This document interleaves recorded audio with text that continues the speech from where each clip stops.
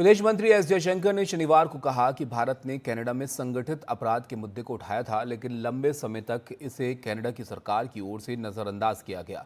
वहीं इस दौरान जयशंकर ने कहा कि कनाडा सरकार द्वारा भारत के उच्चायुक्त और राजनयिकों को टारगेट किया जा रहा था, जिसका भारत ने जवाब दिया। पुणे में एक कार्यक्रम के दौरान जयशंकर ने कहा कि जब भी राष्ट्रीय हित, अखंडता और संप्रभुता की बात आएगी, तब तक भारत कठोर कदम उठाएगा। उन्होंने कहा कनाडियाई सरकार ने हमारे उच्चायुक्त और राजनयिकों को लक्ष्य बनाया, जिसको लेकर हमने उचित जवाब दिया।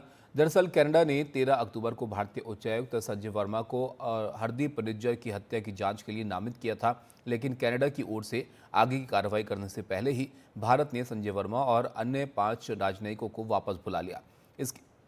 इसके बाद भारत ने 6 कनाडियाई राजनयिकों को निष्कासित कर दिया था। ये कूटनीतिक विवाद और बढ़ गया जब ओटावा ने भारत के खिलाफ संभावित प्रतिबंधों का संकेत दिया, जिसे भारत ने खारिज कर दिया।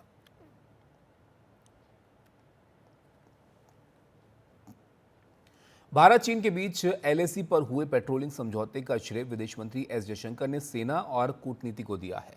विदेश मंत्री ने कहा कि भारत सरकार का अपनी बात पर अड़े रहना काम कर गया। आज हम जिस मुकाम पर पहुंचे हैं उसके 2 कारण हैं। हम अपनी बात से पीछे नहीं हटे। ये सिर्फ इसलिए संभव हो सका क्योंकि सेना देश की रक्षा के लिए हर मौके पर डटी रही।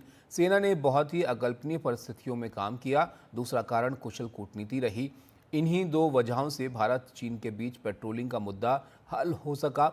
साथ ही विदेश मंत्री ने कहा कि चीन के साथ संबंधों को सामान्य बनाने में अभी भी समय लगेगा। उन्होंने कहा कि भरोसे को फिर से कायम करने और साथ मिलकर काम करने में स्वाभाविक रूप से समय लगेगा।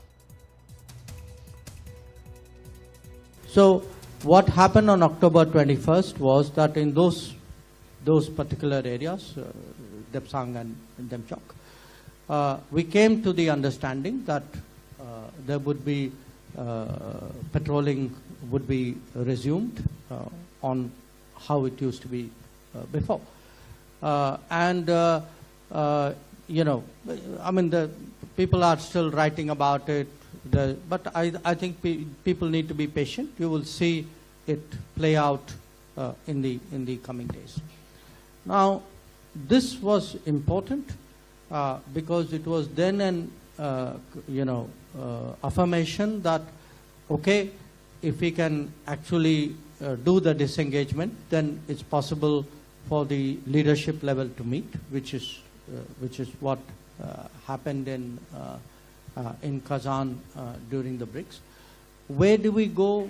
I think it's still a little bit early. We have to wait for things to obviously settle themselves, because after 4 years of a very disturbed border, where peace and tranquility has really been shattered, it will take naturally time to sort of rebuild, a degree of trust and a sort of a willingness to work with each other. That's I think natural.